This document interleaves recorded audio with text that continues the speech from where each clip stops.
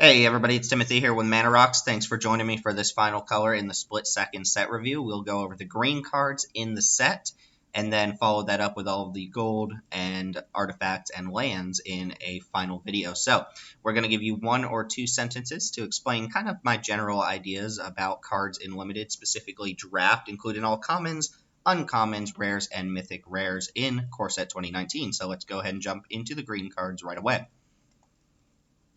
Make no mistake about Scapeshift, it's not mythic rare because of its power level in the set. It's mythic rare to sell packs so that people have to buy packs to get more copies of it. But the card doesn't do particularly anything in this limited format. There aren't cool lands to fetch out, and aside from really awkward mana fixing or land filtering out of your deck, Scapeshift is not going to see play.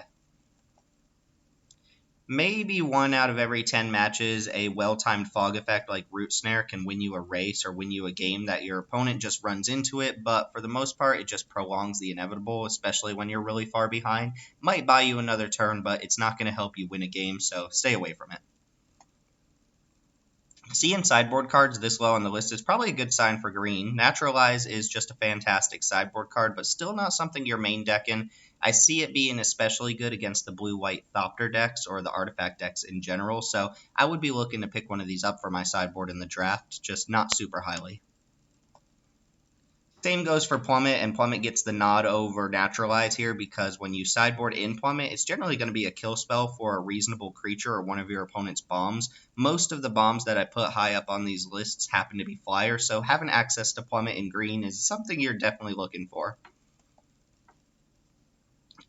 If this card wasn't rare, I could see it being a little bit better, but there aren't a lot of elves in the format to make it very good, and if you get multiples, it's still not even that good. The activated cost is just way overcosted, and it doesn't do much on its own. In fact, being a 2-mana 1/1 with restrictive color requirements leads me to believe you probably shouldn't be touching this at all. Wall of Vines is probably the worst defender you can get. It does have reach, so it does block some of those pesky flyers, and feel free to board this in against decks that are full of flyers, but it's not going to help you against those late game flyers. I feel like this is a plant here for Arcades decks, but that's a mythic rare, so I don't expect you'll be picking Wall of Vines very often. Oakenform is neither a very powerful card nor a particularly bad card. It's the type of card that if it sticks to a creature can run away with the game, but will eventually lead to a 2-for-1 against black decks and decks that can just easily remove creatures from the board. So if you're playing against blue, black, or control elements, Oakenform is not what you're looking for, but you could definitely do worse than just sticking this on the average creature. Titanic Growth is a neat combat trick. It's never super good, but sometimes it closes out a game. It almost always wins you a combat, plus you can use it to blank a powerful burn spell. So I like having access to a single Titanic Growth in my deck, but usually don't take more than one. Recollect is the type of card that could make the cut in basically any deck, but often gets cut just because it's a very situational card. It requires that you have a target in your graveyard worth getting back, but it is going to rebuy your spells. So if you have good removal or bomb creatures in your deck, this is the type of card that I'd be happy playing, but never the type of card that I would force into a deck. Highland Game is pretty low on the totem pole when it comes to bears. That one toughness, like I've said in my other videos, can be a huge liability against certain decks, and it doesn't battle particularly well. It is nice that it gives you something on its way to the graveyard, but 2 life is not exactly huge, and green isn't a color that cares about the life gain very much. A notch above that, we have Greenwood Sentinel, which is just a fine 2-drop. We saw this as a white creature in Ixalan, and it was okay there, not particularly bad here either. It's the type of card that picks up auras like Oakenform pretty well, since it plays offense and defense, but without that, it's just a generic bear, and Vigilance isn't really that much of an upside. Giant Spider makes an appearance here in the core set, and it's just fine. There's not much to say about this card. You'll board it in against flyers, and you can always run one of in your main board, but it's not a very efficient creature, just a good option against certain decks. Blanchwood Armor is similar to Oakenform. It's often better, but sometimes worse, depending on how many forests you have in your deck. If you're running less than 8 forests, this is not the type of card you want, but if you're looking for a way to close out a game or make a big beater, or if you have a bunch of flying creatures in your green deck for some reason, then Blanchwood Armor is the type of card I would look to pick a little higher than normal. Hornhide Wolves is another generic creature that's just fine to play in a deck. There is a little theme in this set of 4-power creatures if you get one of the rares that cares about it, which we'll see one in a minute here. But Thornhide Wolves is just a playable card on its own. Not exceptional, not bad either. You can pick it whenever you feel like picking it, and it'll often make the cut in the deck. Centaur Courser, another vanilla creature. Seems like green gets a lot of them, but it's very efficient. 3 mana, 3/3 is exactly what you're looking for in a core set. There aren't a lot of creatures that match those stats in a core set, especially at 3 mana, so this is the type of card you're looking to fill out your curve in a green deck, and a lot of other decks aren't interested in it unless they're green, so look to pick this up middle of the pack, maybe a little later.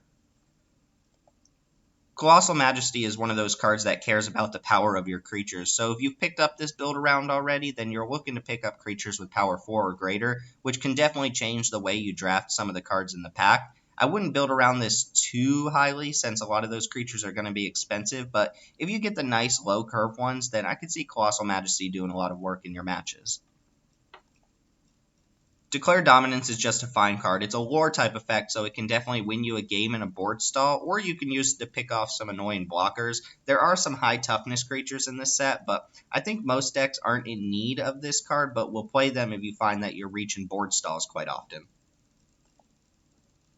I like Daggerback Basilisk just fine. The Death Touch means that it can swing past walls pretty easily, so if your opponent's trying to block on the ground forever, then they're going to have a problem dealing with the Basilisk. And it also plays defense pretty well, which green doesn't get a lot of. Most of its defensive creatures are reach creatures there to block flyers. You can use Basilisk to sit back while your beaters get the job done.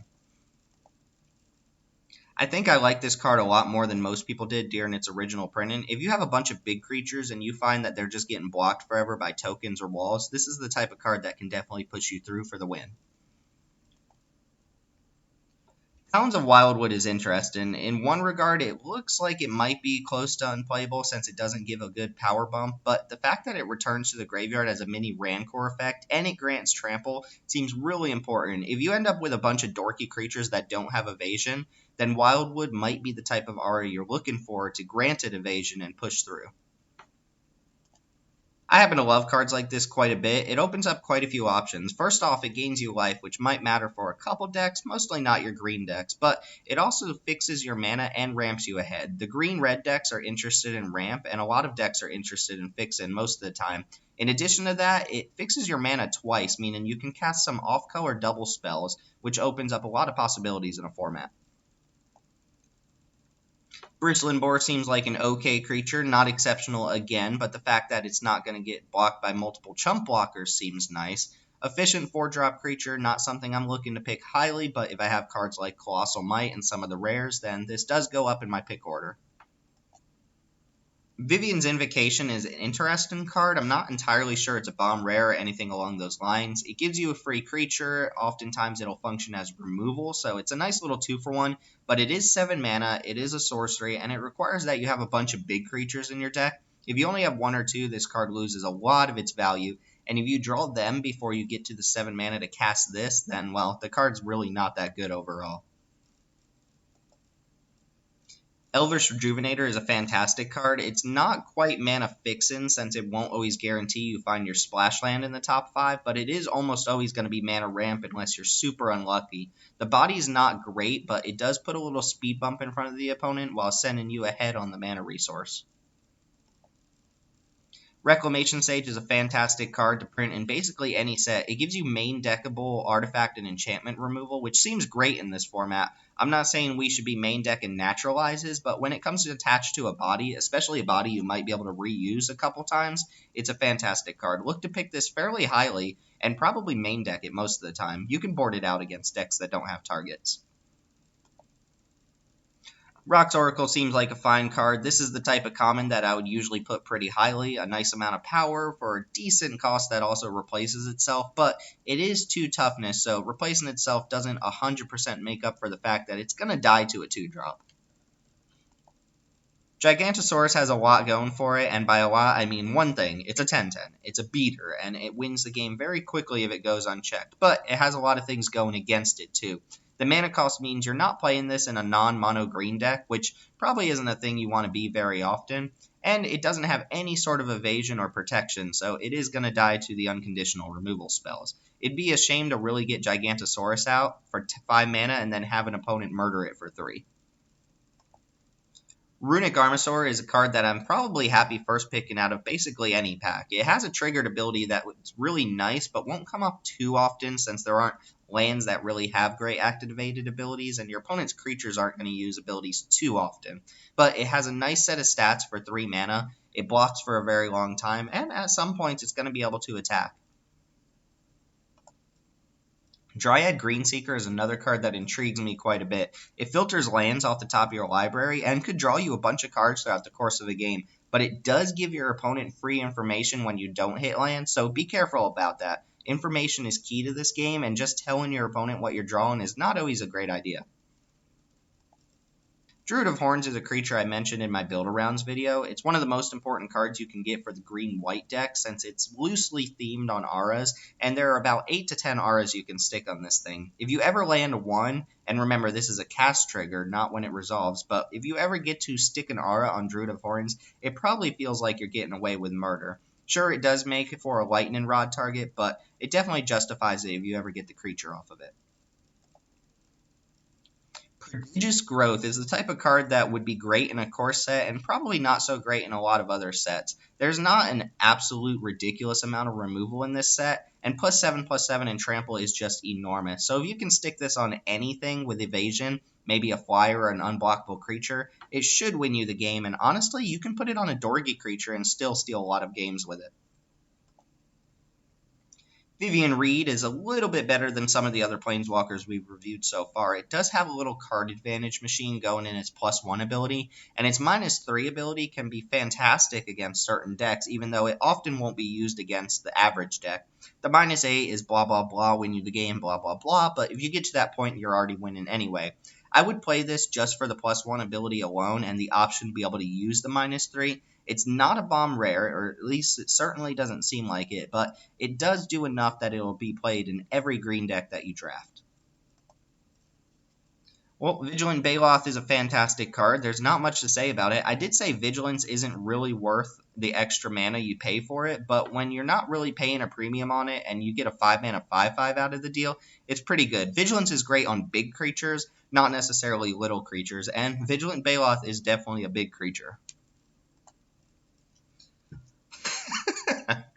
Okay, whatever. It's a good card. You'll play it. Okay, now this is a little more exciting than our little dino friend. 7 mana, 7/7 is pretty good. Trample is exactly what you want on that type of creature, and it has a stabilizing effect by being able to block multiple creatures the turn it comes down. It beats hard. It's in a color that can ramp into it. I find this to be one very solid uncommon. Druid of the Cow is a great card. This is the type of card that signals green is open, and don't expect to get it pretty late. A lot of people argued about the effect of this card and how useful it was in the format it was originally printed in. I think they were wrong in that format, and it was great there, and I expect it to be great here. I'm looking to pick this up within the first 3 to 4 picks of a pack. Horn Lieutenant is a very nice 2-drop. Not only is its stats a little bit better than most of the other 2-drops in the set, but it has an ability that pays you off if it ever gets targeted and removed off the board. Plus, it has an activated ability that can definitely make it a threat in the late game. Creatures that are very great early and fantastic in the late game are exactly what you're looking for, and even though this isn't the most exciting rare in the world, it is the type of card you're happily first picking over most of the other cards in this set. The green creature in this cycle of horses is probably the most annoying card in the set, and the reason I say that is because it has hexproof, and aside from Chromium and Paladismore, I'm pretty sure this is the only hexproof creature in the set. It gets slapped on with an aura and just carries the game away, and against black decks, it just can't be stopped at all. I think this card is fantastic, and you're going to look to first pick this a good number of times. Hunger and Hydra is another perfectly playable first pick out of a draft. It's just a solid green creature, has a bunch of abilities, can't be multi-blocked, and gets bigger whenever it does get blocked. So in the late game, when your opponent's forced to chump block this, it becomes just bigger and bigger. This is the type of creature you want to give trample, and yeah, you can play it earlier in the game, which makes it flexible too. I like it, and I'm definitely first picking it. Rabid Bite is back. This was probably the best green common in the set it was originally printed in, and it's just a fantastic fight spell. Note that I'm using that term lightly since your creature deals damage, but the opponent's creature doesn't deal damage back. So the last couple sets were used to these pounce effects, but Rapid Bite is definitely a huge upgrade to that. Goreclaw is the definition of a first pick rare in this set. Not only is it already efficient enough on its own, but it functions as ramp with its first ability, and it turns all of your big creatures into giant evasive trampling beaters, which includes itself, by the way, with its second ability. This is the type of card you're definitely first picking, and it does affect the way you draft. It's one of those creatures I mentioned that cares about 4-power creatures, so it changes your pick order too, making for a pretty decent build around as well. Sorry, Goreclaw, I have to give the #1 spot here to our rare shifted buddy, the Palaka Worm. We've seen this card at Uncommon before in a couple different supplementary sets and Rise of the Eldrazi, but it has no business being an Uncommon. Yeah, it's a little disappointing to open this as your rare, but it's a card you're always going to take. Triple green isn't really a problem for green decks, and definitely not at 7 mana, and this card does so much. It stabilizes the game with life gain, it beats down the opponent with trample, and if it ever dies, it at very minimum replaces itself and probably takes out a premium removal spell or a creature. First pick it often, and don't expect to ever get past a Palaka Worm. And that's going to take care of all of the green cards. So we have officially covered all of the colored cards in Core Set 2019, and all we have left are the gold cards, the artifacts, and the lands, which we'll be talking about all in one video next time. As always, thanks for joining me, and remember to subscribe here at Mana Rocks on YouTube, and find us on the Twitter at MTG_Mana Rocks. I'd love to hear from you guys, and you want an in-depth explanation about any of the cards on this list, feel free to comment below, and I'll let you know how I really feel about the cards. But for now, that's going to cover all of our cards here. Thanks for watching. Join me next time for all of the rest of the cards in the set, and I'll see you then.